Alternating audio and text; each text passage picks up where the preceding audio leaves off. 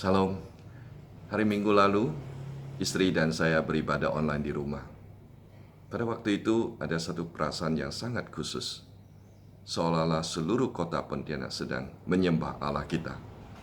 Ibadah kita tidak terkungkung hanya di satu ruangan saja. Dalam ibadah itu ada satu lagu yang sangat menggugah hati. Dia yang pelihara burung. Istri dan saya menangis ketika menyanyikan lagu ini. Karena lagu ini benar-benar sedang mengungkapkan perasaan yang kita semua sedang rasakan. Hati yang keluh kesah, kecewa, hati yang susah, dan gundah gulana. Namun lagu ini juga menghibur kita bahwa Bapa kita memelihara kita. Ketika menyanyikan lagu ini, saya teringat bagaimana lagu ini ditulis pada awal musim semi tahun 1905, Sivilla dan suaminya berkunjung ke satu tempat yang bernama Elmira di New York. Mereka bertemu dengan sepasang suami istri yaitu Tuan dan Nyonya Doolittle. Nyonya Doolittle lumpuh dan terbaring selama 20 tahun, sedangkan Tuan Doolittle sendiri karena pincang maka harus bekerja di atas kursi roda. Namun walau dengan keadaan yang begitu sulit dan terbatas, mereka tetap bersemangat dan bersukacita. Orang-orang yang datang kepada mereka justru dihibur dan dikuatkan. Suami Sivilla ingin tahu apa yang menjadi rahasia mengapa mereka bisa tetap bersemangat dan bersukacita. Nyonya Doolittle mengatakan, Bapa di surga memelihara burung pipit, Dia pasti juga memelihara kami. Kalimat yang sederhana, namun telah menyatakan iman yang begitu luar biasa.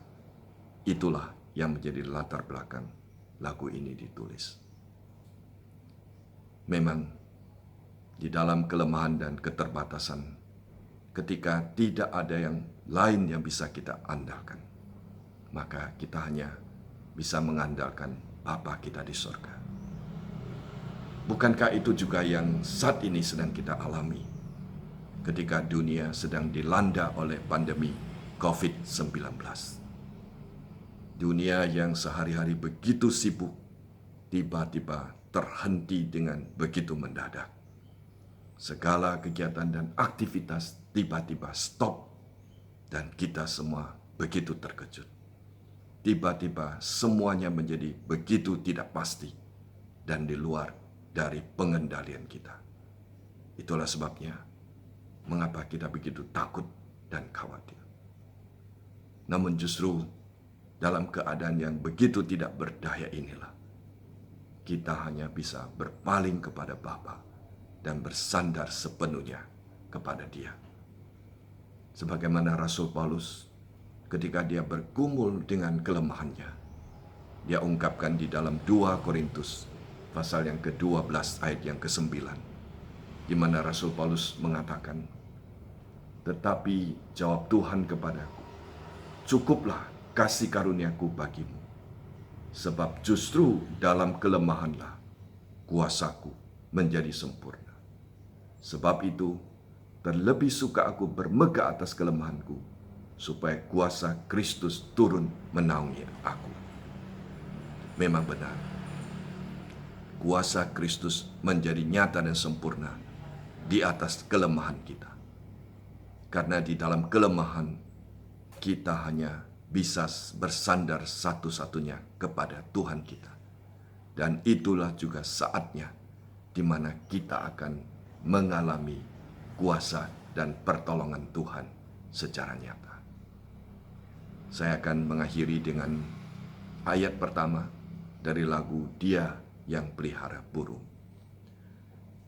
Mengapa keluh kesah, mengapa kecewa, mengapa hati susah dan gundah gulana?